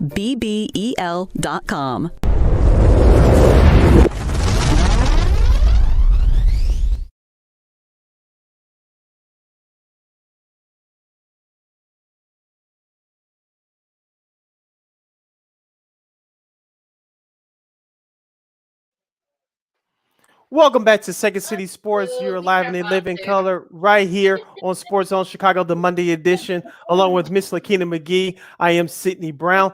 As we were talking with Jordan Lazowski during our last segment for previewing the 2022 Chicago White Sox. He gave us his thoughts on his prediction on what's going to happen for this upcoming season. Just a couple of quick thoughts from the baseball world before we move on. What Jordan talked about during our last segment is that this team, the White Sox, they hit 194 home runs during the regular season. At times, they are still a station-to-station team, but I want to see them advance the runs a little bit more, steal a little bit more bases. To be fair, Tim Anderson had a hamstring injury, which hindered him throughout most of the second half of the season last year. Hopefully they can improve on that. He's a very good base runner along with Larry Garcia and Luis Robert. Hopefully he can stay healthy for an entire year. The White Sox need to create more runs instead of going station to station. Yeah, it's definitely, and that's probably look, I think it was pitching, and we talked about it with Jordan, a few minutes ago. It was pitching and the fact that the bats went cold those last couple of games against the Astros in that divisional series last year. So they really need to get that together. I think they've addressed that with, Josh Harrison and AJ Pollock. I think they can help, especially with both of them having, postseason experience. So that also helps as well. Joe Kelly, once he's back into the groove, he's been there too, so he brings that experience as well. So there's no reason why the White Sox shouldn't win this division. I don't want to say they'll win it handily, but I think that they should definitely win the division. They could win 93, 94 games like Jordan, predicted as well. So I think they'll be fine. I think, look, as long as they can avoid any more serious injuries, God forbid, you get like a Tim Anderson gets hurt, or Jose Abreu. Remember we said he's 35 now, and among others, Grandal and Moncada. Especially if Giglio, God forbid, gets hurt. So as long as they can avoid any more serious injuries, they should be fine. Yeah, we'll get into our baseball predictions coming up later on in the show, but he had a present issue from the world of football, which we didn't get to last week. Of course, Bruce Arians has kicked upstairs. Now the former head coach of the Tampa Bay Buccaneers, Todd Bowles, takes over. And I believe this will be the Tampa Bay Buccaneers' fourth black head coach in franchise history. Of course, Tom Brady will come back. He has 1 year left on that contract, which he signed a couple of years ago. You had some thoughts about this? Yeah, it's sort of interesting that you're seeing a lot of people making conspiracy theories. This is the only reason why he came. Tom Brady came back was because what the deal was. To get rid of Bruce Arians, put him upstairs, and bring in Todd Bowles.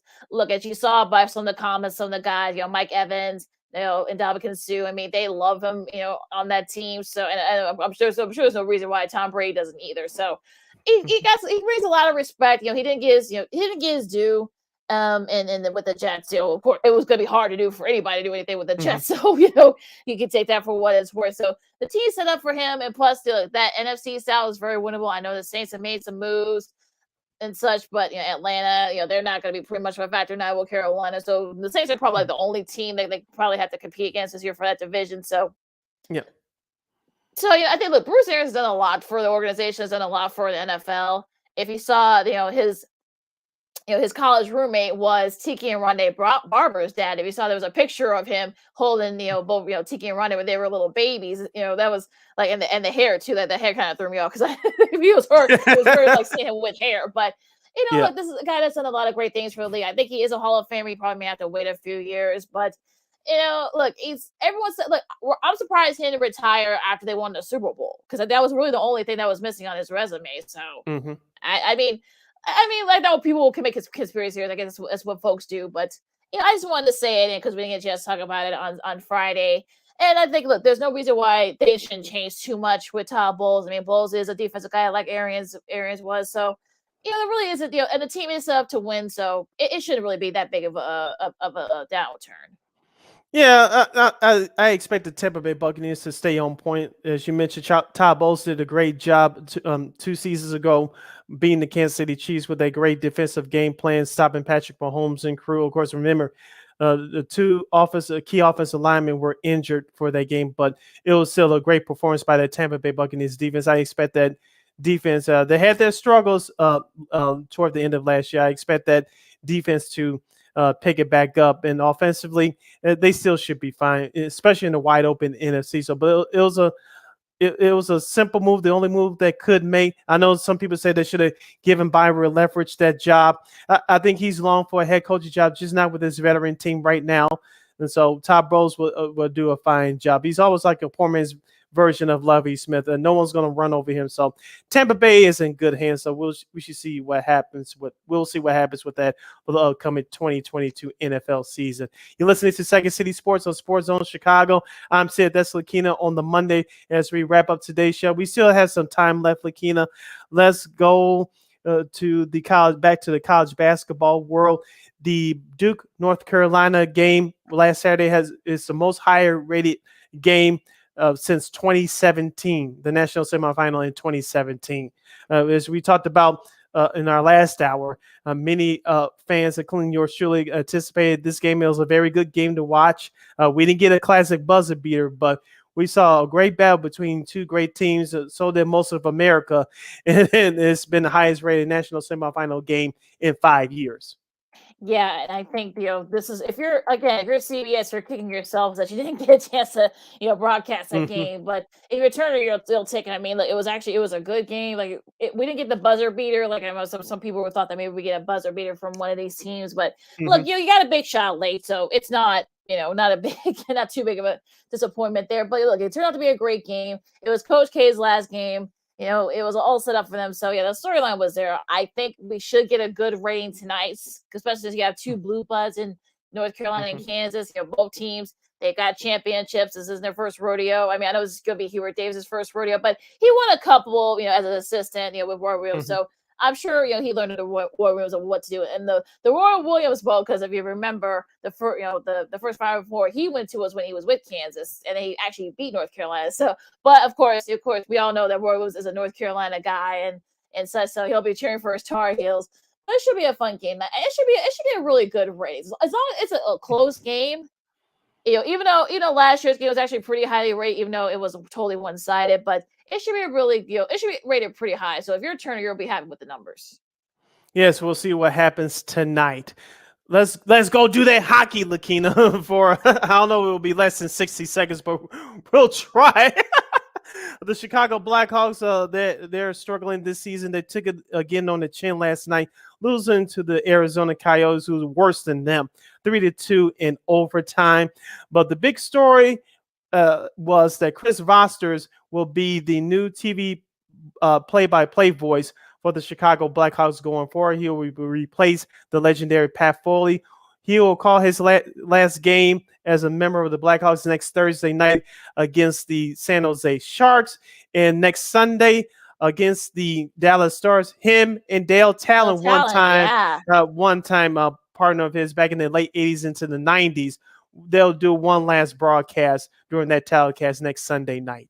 Well, our girl Cheryl Ray Stout from WBEZ, she's one of the first broke the news about Dale Talon, doing that last home game. So it'll be nice to see. It'll be bittersweet, no doubt, because this is the team we grew up with. The Rouse team we grew up with. So that should be a fun. I'm sure gonna be a lot of reminiscing, and a lot of tears too. But about Chris Voss, I know you were lobbying for Jason Ross Jr. For that job. Friend of the show. On the show. Yeah. But I think look, Chris comes with a lot of experience. He's done pretty much everything. So from minor league baseball to minor league hockey to college hockey, college football, college hoops, both on the men's and women's side, even volleyball. So he actually was off about. I thought he was under 30. He's actually 31. So I was totally. I was a little bit. I'm sure. Look, I won't tell him that, 'cause I'm sure he'll be.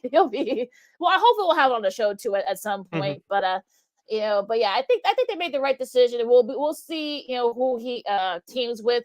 Will it be Kobe Cohen? Will it be I forgot Eddie Olick's oldest son? I know he's been doing a lot of Nick. TV too.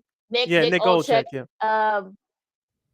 Kaylee Chelios, she's really good. They might make some history there and put her as the first female to do play-by-play analyst work for an NHL team. So we may see that. So yeah, but I think they made the right choice. The Hawks did. I feel like I know they're going to go younger. We know they were going to go younger, and they did. They really couldn't go wrong with either him, Mike Monaco or Jason. So they could go wrong. They couldn't go wrong either. So I think they made the right choice, and hopefully we'll have him on the show at some point. But congrats, Chris. I know he's going to do a great job.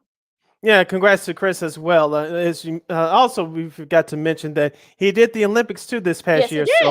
So he has some. I think the last 3 Olympics that he's done. He did the Tokyo one last year. Of course, he did hockey too. So so he's been practicing. So he got this, folks. Don't worry. I think he knows, and he's from Wisconsin, but we like him anyway. But yeah. So as you mentioned, hopefully we can get him on the show sometime down the road. And the Hawks brass actually made a good decision for once. Yeah. So we'll give him some props. Yes. Yeah, we'll give him some props for that. Continuing with our sports media news segment, let's go national. Let's go to New York City. Lakeena, I'll read the headline for you. I don't know if you saw this. The Yes Network has hired Carlos Beltran, the one-time New York Met, the Houston Astro, twice, the Kansas City Royals from back in the day. You Sox, old school Sox fans that remember, it was him and Johnny Damon doing damage to those Sox teams in the early 2000s. The Yes Network, which the home network for the New York Yankees, the flagship station, has hired him as an analyst, and he finally talks about the sign stealing scandal amidst that the Astros World Series win is stained. Yeah, I saw some of that yesterday. I saw like the quotes from him, and it was just like, of course. So I'm sure he's going to be asked about it. I'm sure, especially if the Mets do play the Astros. I think they do. That'll be very interesting. Yeah, I mean, I'm sure. Just that alone is just hilarious. But I'm sure he'll do fine. And look, I'm sure I got nothing else to say about this. This is just hilarious to me. Yeah. I'm just gonna chuckle. and sticking with the Yankees, this was a big talking point on Sports Talk Radio in New York City last week. We all know about the new national TV schedule. The Apple TV Friday night doubleheaders will start this Friday. Peacock is going to get involved with a couple of games on Sundays as the season goes along. But the New York Yankees, they tried this last year, only about 5 games. Last year. It looks like it's going to at least 15% of their schedule. I believe around 20 to 25 games this year. The New York Yankees will have it exclusively on Amazon Prime. Last year, they had it on Amazon Prime and WPIX. That's the New York City's version of Channel 9 here in Chicago.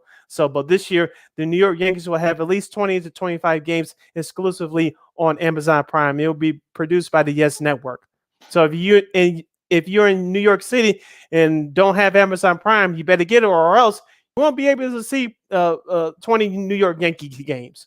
Yeah, it'll be interesting to see if any of the other teams follow suit. I know that the Cubs have been kind of floating around, perhaps maybe doing their own streaming services. We talked about that a few weeks ago. We'll NBC Sports Chicago as well. Yes, so it'll be interesting to see if other networks and if other teams decide to follow suit here, because people need options. You got a lot of cord cutters. I know our buddy Armando, I know his son, he said his son's a cord cutter. So It'll be interesting though. I feel like not. I know folks who don't have like Apple TV and those other streaming Mhm. services. What are you gonna do? Do you try to maybe perhaps find other avenues to watch or something? So Right. that's if you can't get those, Right. especially if it's a big game too, is it going to be like Mhm. is Mets Yankees going to have to be one of those games that gets streamed exclusively? Will it be Yankees Red Sox? Will one of those games be? And I think it's like some of those a couple of those games are going to be streamed exclusively, so on Peacock and also to Apple. So yeah, it's going to get a little bit dicey here, but we'll see how this goes. Yeah, and also to the White Sox, just for early note for our White Sox fans watching and listening, next Friday night's game against the Tampa Bay Rays will start at 6 o'clock here in Chicago, and that game will be exclusively streamed on Apple TV. Just to give you guys a heads up, or early heads up on that. Sticking to the world of baseball, Tim McCarver, longtime broadcaster for Fox TV, he retired following the 2013 World Series. He was doing work with the St. Louis Cardinals until the last couple of years due to the pandemic. Of course, back in the day, he used to Hmm. did some analyst work on the side for the New York Mets and the New York Yankees locally in New York City. Of course, he's a former MLB player. Of course, you Hmm. remember his work throughout the years on ABC and CBS when they had the package for MLB. He finally decides to call it a career. Probably one of the best analysts, I think. I know some people kind of are he's a polarizing figure, if you will, but he Hmm. is really he's a really good, he didn't, he always told it like it was. He's very old school in his Hmm. commentary. If you saw, of course, famously at I think it was 91 or 92, he got splashed with ice water by Deion Sanders, who he was playing with You're the a real Braves at man, the time. Dion. You're a real man, yeah. That's out there too. So yeah, so he kind of he wasn't, but he also wasn't afraid to make fun of himself either. So you Hmm. know, but like and look, it's calling. I think he's been doing this for what I think like almost like 45 years or something like Yeah. that. Hmm. So give or take. So yeah, I think look, a great career, and he stuck right through it even throughout the pandemic, and through the near the end of this. So yeah, so good for him. I know he wants to say he wants to spend more time with his grandkids, so I say good for him. And look, I think at the end of an era. Yeah, and speaking of era, we'll stick with MLB. The MLB Network. I don't have the official date in front of me, but they produced a documentary which features Hall of Famer Don Manley of the New York Yankees. Ah. Is going to premiere soon. I can't wait to see that. I will give this to MLB Network. They have produced some great documentaries over the last few Mm-hmm. years with the Atlanta Braves Yep. documentary, the Cleveland Indians I believe both of those you can catch right here on YouTube. The Cleveland Indians documentary, The Dynasty That Was. The King Griffey Jr. one was great. The Dave Parker one, shout out to Ken Davis, our colleague at NBC Sports Chicago, the Under Center podcast for the Chicago Bears. And you can catch him on that Davis show right here on YouTube. He definitely raved about that documentary by Dave Parker. I don't know if you get a Mm-hmm. chance to see that one, Lakeena. That was very good. I've So seen that one. Yeah, that was really the good. MLB Network and MLB Productions has stepped up their documentary game over the last few years. Yeah, they have, and this should be a fun one too. I mean, yeah, that's yeah. I'm looking forward to this one. This should be a lot of fun. That one should be really. This one should be really good. They got coming up. This should be really fun. Yeah, and Don Manley retired the year before they won the World Series in World Series '96. I know 96. he's kicking himself in the Yeah, I pants for that know one. he I he know they're still going to he get still into does to that. this day. He still look to this day. I think he did an interview like not too long ago. He still say that he's still, even it's been over 20 years, he's still like over 25 years, he's still like kicking himself that he retired.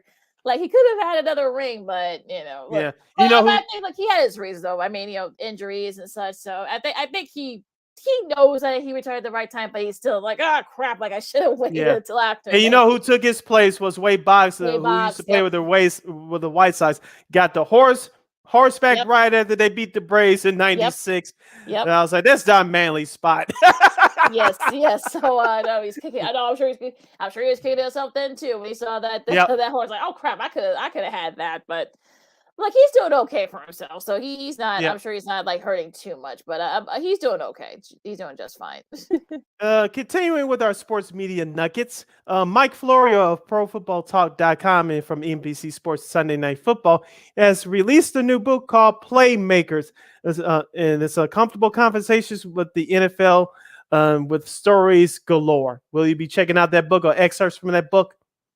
No, I mean, maybe, I don't know. But yeah, it'll be interesting though. I mean, that book was. I've heard about the book, and I thought, you know, it's something maybe not. I'm not gonna be interested in, but I might see the excerpts of it because I know they're out there. Mm-hmm. But yeah, not really my cup of tea. If it surprisingly does well, it might get turned into a movie. Just saying. I'm not predicting it, but I saw a couple of episodes, couple episodes of Winning Time, and I'm like, okay, yeah, I saw the first 2 episodes. I didn't see this week's yet. me neither, but I don't know if I'll be able to watch anymore because a lot of that they got Kareem acting like a total like a-hole, and the I'm sure Pat Riley is not very happy about how he's being portrayed. So like I'm like, oh good Lord. Yeah, like I said, I haven't seen the latest episode yet. The one I'm getting ready to watch, you'll introduce Pat Riley. Pat Riley, yeah. Right. But you'll let's just say you'll if he's upset about it, which I'm sure he is, you'll know why. I'll just say that. Okay. I'll watch it this week, so I'll probably give you a book report on Friday. You talked about this. We talked about this about a week or so ago, as I started watching it. Jerry West, as you mentioned, Lakeena, I read the story too. Someone who's not happy about how he's being portrayed. Yeah, exactly. They have him as a tyrant. Yeah. I said, I'm sure him and the late Dr. Jerry Buzz disagreed on some things, but are you going to tell me that he was that way most of the time? I just don't buy it. I know some people have a different persona in front of the camera than behind the camera. We get that, but are you going to tell me that he was an angry tyrant the whole time? I don't know. It's just crazy to me how all this is sort of playing out. But yeah, it is just it's a little bit nutty. But continue. Come on. Yeah. So we have a couple of minutes left, Lakeena. Any other last minute thoughts before we call it quits for this Monday edition of Second City Sports? I mean, if you want to tease our predictions for MLB, I mean, like I said, don't take them at face value, folks. But we could do we could probably wait until right that way we can go more in depth into it. But I'll say this about the national championship game: I feel like if Kansas doesn't hit their shots early and they let North Carolina hang around, especially if Bacot's not 100%. Take advantage. If they don't take advantage of that, I mean, this could be like one of those very like close games and get down to the wire, and this will be a free for all and a toss up to see what happens. But I think if they do what they're supposed to do what they did against Villanova, get their shots early, take advantage of Bacot first Bacot and for Bacot, I should say, to make bad shots, and Rouse may try to shoot on that angle, but we'll see. It should be a classic one tonight. Yeah, I expect it to be a classic game. As I said before earlier in the show, RJ Davis was in foul trouble on Saturday for Carolina. I need him to have a big game tonight. We all know that Caleb Love is going to set the tone for the Tar Heels from the point guard position. He's been having a great tournament. I expect him to have another great performance tonight. RJ Davis has to help him out and stay out of foul trouble. They got away with it against Duke on Saturday. They're not going to get away with it tonight against Kansas. No, they won't, and we'll see. And Manigault is going to have a great game, too. Like you said, Babcock is going to be limited due to that right ankle injury. Yeah, so that should be – we might see an unsung hero step up. I mean, we saw it on the women's side with Destiny Henderson, so we'll see if it happens on the men's side. Usually we see, guys that kind of, come out of nowhere, so we'll see if that's the case tonight. Still with the sports media news, both Adrian Wojnarowski and Al Schefter will be saying with ESPN. They both signed multi-year deals to multi-year extensions, I should say, to stay with the network. More Woj Bobs to come, and for Adam Schefter, more FaceTime. yeah, that's true. More FaceTime. It's just another one of those, great sports weekends. You got the Masters coming up too. I know it looks like Tiger's going to play. So yeah, I actually get a chance to watch a little bit of that. Yeah, so we'll see how his knee is. Remember, he's 46 now, so yeah, that's a long course too in Augusta. So it'll be interesting to see how he's going to change the courses because of him. Yeah, so but yeah, again, you got to think Justin Thomas is probably one of the favorites. Bill's not there, of course, for other reasons. We've talked about it. We Google talked is your about friend, it. as you would say. My favorite. I would say Justin Thomas. I think Dustin Johnson has a shot too, perhaps winning. I know Scotty Scheffler, he won the WGC match play a couple weeks ago. Yeah, I think those three are probably going to be the favorites. Hideki Natsuyama, who won last year, he may not be able to play because I know he just had surgery, so he might not be able to play this year. So, but yeah, I think those are probably my three favorites.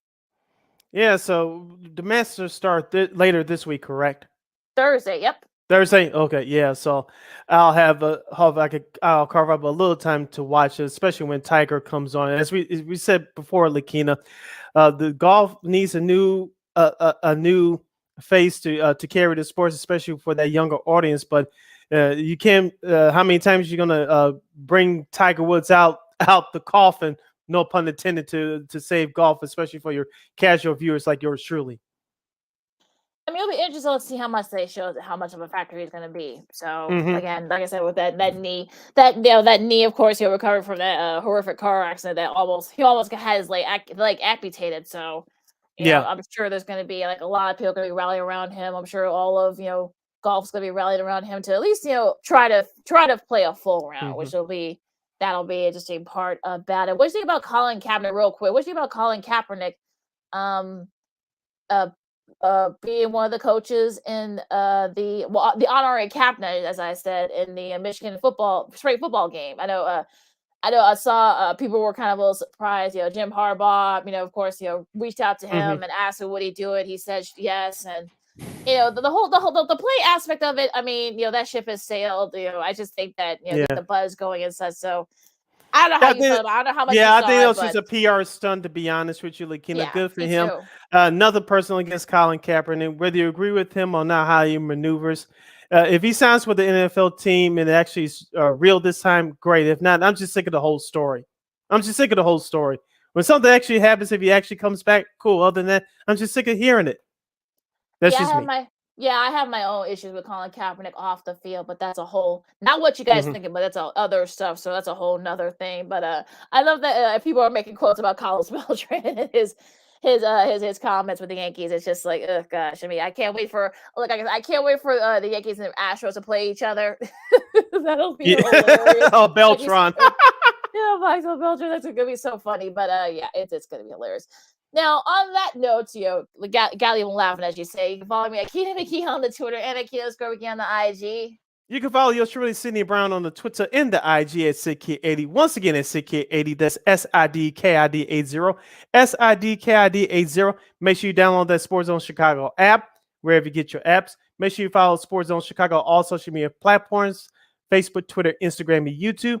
Make sure you catch the podcast version of Second City Sports by subscribing to War on Anchor. We are available on all podcast platforms, including the iHeartRadio app. And you can follow War Media at WARR Media on Facebook, Twitter, Instagram, and YouTube. Thank you very much in advance for your support. Like, share, subscribe, and tell your friends. Subscribe. And you can catch Second City Sports every Monday, every Friday, right here, live and in living color on Sports Zone Chicago from noon to 2 p.m. Central Standard Time. One more again, as you young folks would say. Catch Second City Sports live and in living color every Monday, every Friday from noon to 2 p.m. Central Standard Time, right here on Sports Zone Chicago. On our next show on Friday, Lakeena, baseball will be kicking off. Of course, the White Sox will be playing live at the same time. We'll be on air for the first couple of hours of that game. So we'll be talking about baseball. The Bulls will wind down their regular season. And, well, we'll we'll touch on a little football as we're a few weeks away from the NFL draft. So an interesting time in the world of sports. A lot of things happening, even in the springtime, of course, with the MLB, starting this week. So, oh my gosh, lots to do. We're going to have a new champion in men's college hoops tonight. We're going to, the Masters are later this week. So, yeah, so much, and I know Jim Nance he doesn't have to travel far this year, at least. So he's going to be in New Orleans. So it's not that far from New Orleans to Atlanta. So, outside, going to Atlanta, going to Augusta. So it won't be that big of a travel issue for him. So, but he'll be a busy guy this week. So as we will be as well. For Sid, I'm Lakeena. This is Second City Sports. If you're not gonna get vaccinated, wash your hands and be good to each other. And you listen to Sports Zone Chicago, and we'll see you Friday. Go Bulls. Holla.